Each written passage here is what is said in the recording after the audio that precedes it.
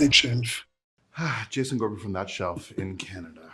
Congratulations on the film. Thank you. It was my second time seeing it.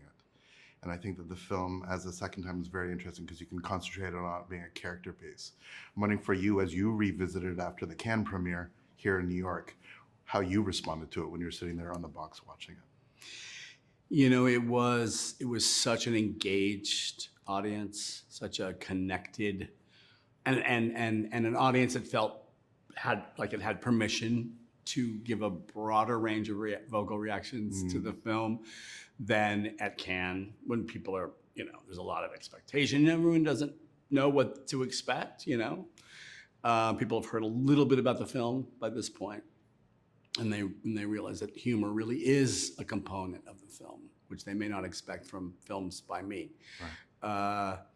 So that was a pleasure. That was a pleasure to be there. I'm going to interrupt you because I think that people have been misunderstanding about your film, that they don't see the dark humor, because I think there's actually dark humor going through your entire filmography. Yeah. People they realize that you take serious things seriously, but also do so with a very bleak and dark humor. So I'm wondering if you could talk about that notion of audience reaction. No, I would agree with you. I think there are times where, and I think even talking about my first short film, or one of my first short films, Superstar, the Karen Carpenter story that uses Barbie dolls to tell the story of a very tragic, real life struggle with anorexia in a pop star. Because the premise was with dolls, people thought it was going to be a joke. Right. And there is humor in it, of course. And it's more in the conceptual sort of translation of a, star story genre film to a film like you're playing house under your table as a kid with dolls. But that's what I saw happening, is it lowered people's expectations for a very strong emotional response. And they were kind of open to it in ways that even the Carpenters' music and the way we already had put the Carpenters in a certain category and dismissed them, creatively, all of a sudden there was this tenderness for them because you didn't expect to feel it, The collision between your fiction and your nonfiction filmmaking I always find fascinating as well. You have a documentary ethos to a lot of your fiction films, and your fiction films have a cinematic ethos. And the way that you're able to use form in your documentary to take the way that the musicians thought of it and actually make it cinematic. In this, you do that in a really interesting way through the incorporation of Michel Legrand. And if you could talk about the inclusion of that, you spoke a little bit about that in the Q&A, but if you could get a little bit deeper, because on the one hand, it's an inside joke, and the other, it allows us as an audience to actually realize that maybe this is serious, but it's also a little bit silly. I'm just wondering if you can deep dive into that. I think there's a sense of overstatement in the music from the beginning of the film, to a degree that we're not used to.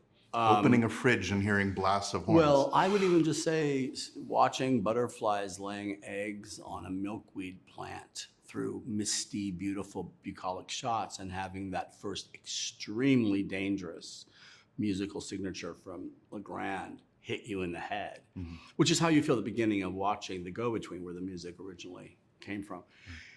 You're immediately put on guard because the discrepancy between the music and how ominous it is, and how bold and how ahead of any action you've seen yet is, and how all of a sudden butterflies seem like a predatory creature, and the whole idea of the predatory and the captive are themes that will unfold in the movie.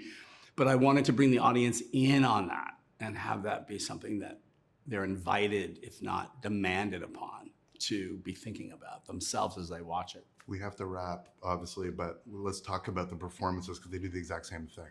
On the other hand, they're incredibly subtle, and they're incredibly delicate, or they're incredibly over the top.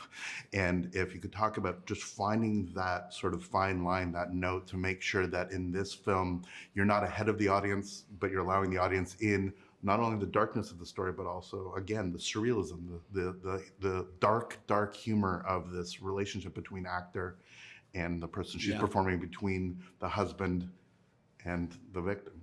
Yeah. No, it was all there originally in Sammy Birch's, the pages of her script that I read that Natalie Portman brought me, but it had to be translated into flesh and blood.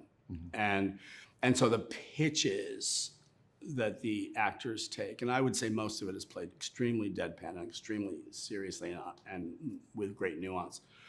There's just moments of private anguish that you see between Gracie and Joe that she doesn't show the outside world, and the sort of facade, the control that she conducts in her normal life. These are little cracks in that edifice that we see starting to become a problem. But when she comments on her daughter's, yeah, we got to wrap. There we go.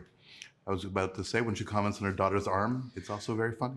It is funny, but she delivers it deadpan, completely earnestly, which is what makes it Thank you. real. We got to wrap. much.